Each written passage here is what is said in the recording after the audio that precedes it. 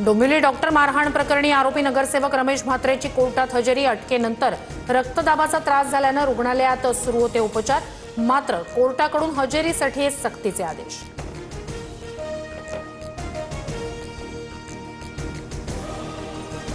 कल्याणमध्ये डॉक्टरांवरील हल्ल्यानंतर MK agency आक्रमक. डॉक्टरांना सुरक्षा मिळाल्याशिवाय काम करणार नाही, एजन्सीचा इशारा. शास्त्रीनगर रुग्णालयातील 12 ते 14 डॉक्टरांनी सेवा थांबवली. नाशिकमधील ठाकरेंचे 10 ते 12 नगरसेवक शिंदे शिवसेनेच्या गळाला लागण्याची शक्यता. अनेक नगरसेवकांच्या वरिष्ठ नेत्यांसोबत गुप्त बैठका. प्रभागनिहाय 5 कोटींचा विशेष निधीचा आमिष दिल्याची चर्चा. नाशिकच नाही तर महाराष्ट्रातील अनेक नगरपालिका, नगरपंचायत आणि महापालिकेतील नगरसेवक शिंदेंसोबत येण्यास इच्छुक. लवकरच त्याची प्रचिती येणार, मंत्री उदय सामंत यांचा दावा.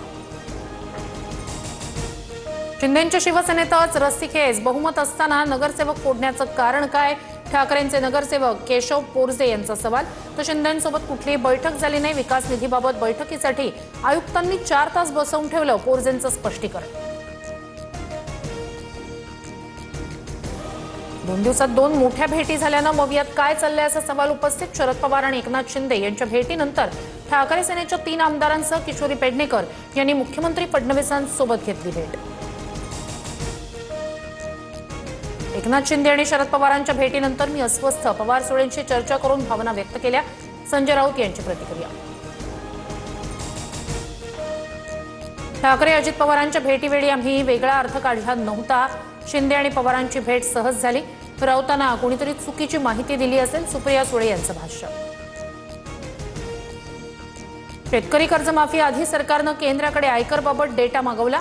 केंद्राचा डेटा आल्यावर उपाययोजना केली जाणार. कर्जमाफीबाबत कोणतीही दिरंगाई होणार नाही, सरकारची माहिती. मुख्यमंत्री आज सभागृहात उत्तर देणार. शेतकऱ्यांच्या तोंडाला पानं पुसण्याचं काम सुरू. कोणत्याही जाचकटींशिवाय सरसकट कर्जमाफी द्या. शेतकरी कर्जमाफीची अंमलबजावणी लांबणीवर गेल्यानंतर विरोधक आक्रमक.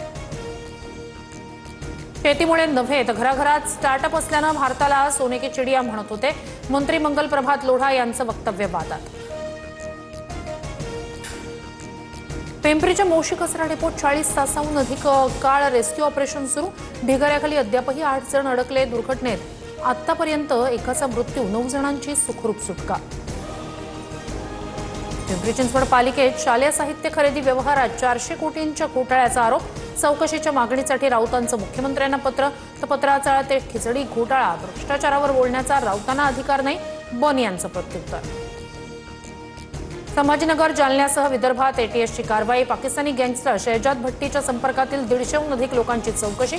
नागपूर, गडचिरोली, चंद्रपूर, वर्धा आणि गोंदियातील लोकांचा समावेश. नाशिकच्या टीसीएस कंपनीतील धर्मांतर आणि लैंगिक अत्याचार प्रकरणी आरोपी निदा खानला जामीन. तुरुंगात मुलाला जन्म देण्याची वेदना कोणत्याही महिलेसाठी असह्य असते. कोर्टाकडून भगवान श्रीकृष्ण जन्माचा दाखला.